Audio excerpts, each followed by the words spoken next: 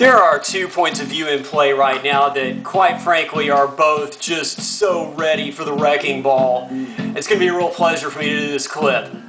On the right, they're absolutely convinced that those of you who voted for Barack Obama in '08 did so largely because of his own African American heritage. The subtext to this posits that the darker your skin tone, the greater of a role his had in securing your vote.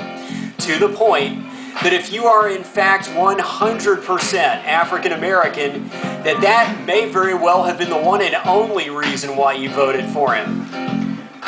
As if all of that were such a bad thing, even if it were true.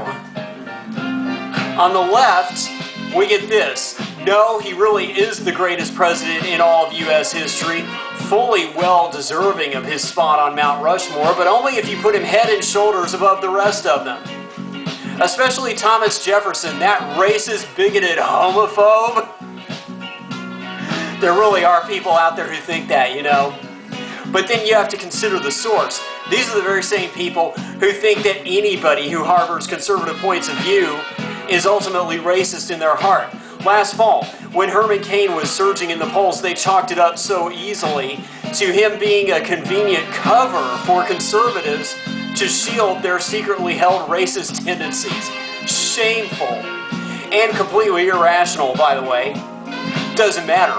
To this day, they still hold that any opposition to President Obama on any level at all is ultimately coming from a racial point of view, since as they see it, there can be no legitimate reason to oppose him. Are you catching all the head fakes going on here?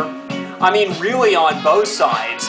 When you take something that's as tertiary as race and elevate it to where it's the primary focus, it really kind of lets you off the hook. To where you never have to take an honest look and seriously support or oppose anything about the substance of the actions of the president. When that's what we really should be talking about. It's just so transparent, really. I can't believe that either side actually thinks that they're getting away with it. And somewhere in between, I think there lies a nice middle ground where it is okay to fully acknowledge race as having been a legitimate component in the '08 election.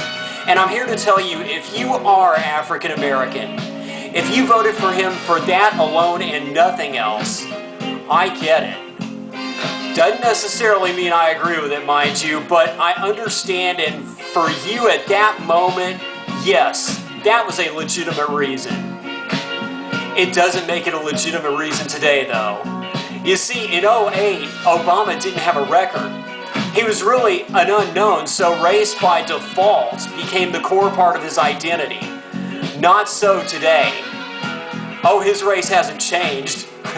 It just takes a much more of a secondary role to what he's done as president. And once you set race aside, you can take an honest look at that, think it through, discuss it with your friends, and decide for yourself what you think about what he's done. I already know what I think, but that's neither here nor there. One final thing here, and this is a pretty major point, even beyond everything else I've said. No matter what race, creed, color, or culture you might happen to be, they all have something to contribute. Nothing wrong with celebrating yours. It doesn't mean that you think you're any better or any lesser than the next person. It just means you've never forgotten where you came from. And all of that, combined with your own experiences, as well as your taste, your fashion, your music, right down to your very most deeply held thoughts and even most deeply held personal feelings. All of those go into making you the person that you already are. There's no need to hide any of that or hold back on any of it. So shut up and just be that person. That's all.